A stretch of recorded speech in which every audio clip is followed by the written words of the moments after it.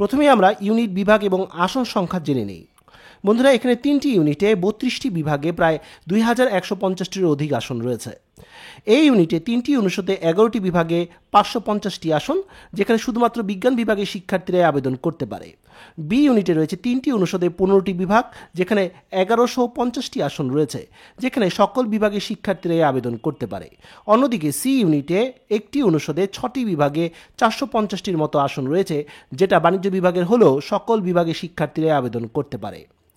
এছাড়া মুক্তিযোদ্ধা, উপজাতি, ক্ষুদ্র জাতিসত্তা, নৃগোষ্ঠী, শারীরিক প্রতিবন্ধী, খেলোয়াড়, পোষ্য কোটা এখানে রয়েছে।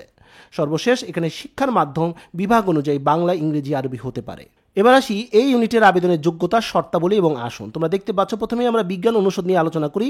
এখানে 3টি বিভাগ রয়েছে, গণিত, পরিসংখ্যান এবং ভূগোল ও পরিবেশ। 3টি বিভাগেই 50টি করে আসন রয়েছে, মোট 150টি আসন রয়েছে। গণিত বিভাগটিতে পড়তে চাইলে এইচএসসি লেভেলে গণিত মেইন অথবা অপশনাল হিসেবে থাকতে হবে।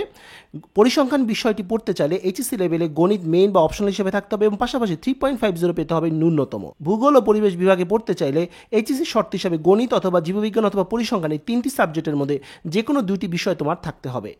এছাড়া জিএসটির আলাদা কোনো শর্ত নেই। এবার আসি প্রকৌশল এবং প্রযুক্তি অনুষদ, যেখানে তোমরা দেখতে পাচ্ছ 5টি সাবজেক্ট রয়েছে, ইলেকট্রিক্যাল অ্যান্ড ইলেকট্রনিক ইঞ্জিনিয়ারিং, ফলিত রসায়ন, computer science and engineering, information and communication technology, bio medical engineering. প্রতিটি সাবজেক্টে 50টি করে আসন, সর্বমোট 250টি আসন রয়েছে।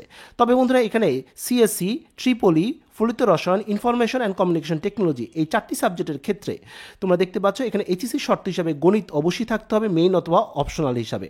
শুধুমাত্র বায়োমেডিক্যাল ইঞ্জিনিয়ারিং সাবজেক্টের জন্য গণিত এবং জীববিজ্ঞান মেইন বা অপশনাল হিসাবে থাকতে হবে। এছাড়া জিএসটির আলাদা শর্ত নেই। সর্বশেষ বিজ্ঞানের অনুষদ হচ্ছে জীববিজ্ঞান অনুষদ। এখানে 3টি সাবজেক্ট রয়েছে, ফলিত পুষ্টি, খাদ্য প্রযুক্তি, 50টি আসন রয়েছে, বায়োটেকনোলজিতেও 50টি, ফার্মেসিতেও 50টি আসন রয়েছে, মোটমাট 150টি আসন রয়েছে। তবে ফলিত পুষ্টি এবং বায়োটেকনোলজি এই 2টি সাবজেক্টের ক্ষেত্রে এইচএসসি শর্ত হিসাবে জীববিজ্ঞান মেইন বা অপশনাল হিসাবে থাকতে হবে।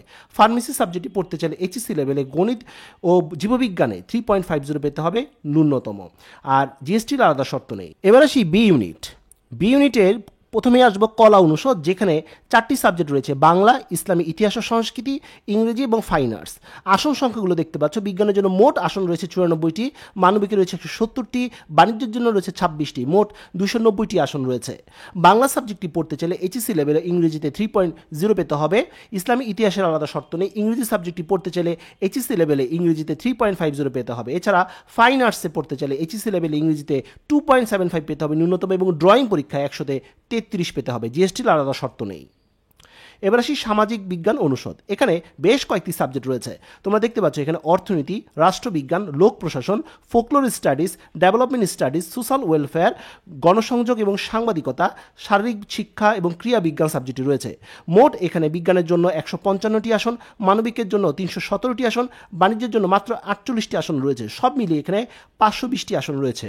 তবে বন্ধুরা, এখানে দেখতে পাচ্ছ অর্থনীতি, রাষ্ট্রবিজ্ঞান, লোক প্রশাসন, folklore studies, development studies, social welfare, এই সাবজেক্টগুলোর জন্য এইচএসসি শর্ত হিসাবে ইংরেজিতে 3.0 পেতে হবে ন্যূনতম। সাংবাদিকতা বিষয়টি পড়তে চাইলে এখানে অবশ্যই তোমাকে এইচএসসি লেভেলের ইংরেজি এবং বাংলাতে 3.0 পেতে হবে ন্যূনতম।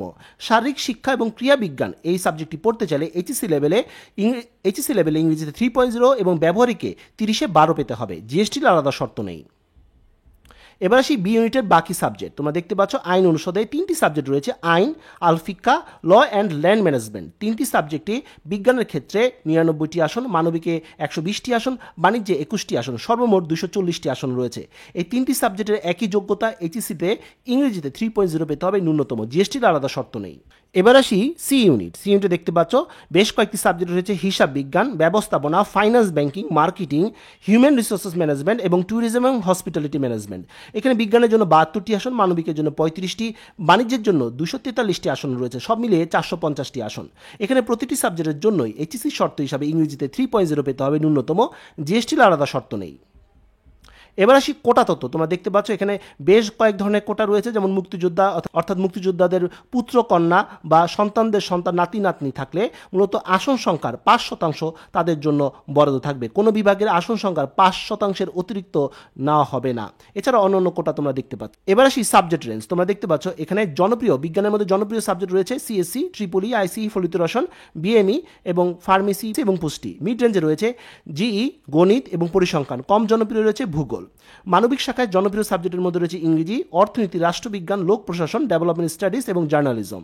মিড রেঞ্জে রয়েছে বাংলা, সমাজকর্ম, কম জনপ্রিয়তা রয়েছে ফোকলোর, ইসলামী ইতিহাস, ফাইন আর্টস এবং শারীরিক শিক্ষা।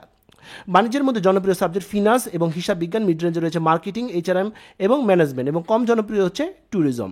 এই রেঞ্জ অনুযায়ী তোমরা অবশ্যই বিশ্ববিদ্যালয়গুলোতে সাবজেক্টগুলো র্যাঙ্ক করবে, আর কোন বিশ্ববিদ্যালয়ে কত মার্কস হলে তোমার একটি সম্ভাবনা রয়েছে চয়েস দেবে এই নিয়ে কিন্তু আমার চ্যানেলে অলরেডি ভিডিও রয়েছে, সেগুলো তোমরা দেখে নিতে পারো, তাহলে আরও বিস্তারিত তোমরা জানতে পারবে।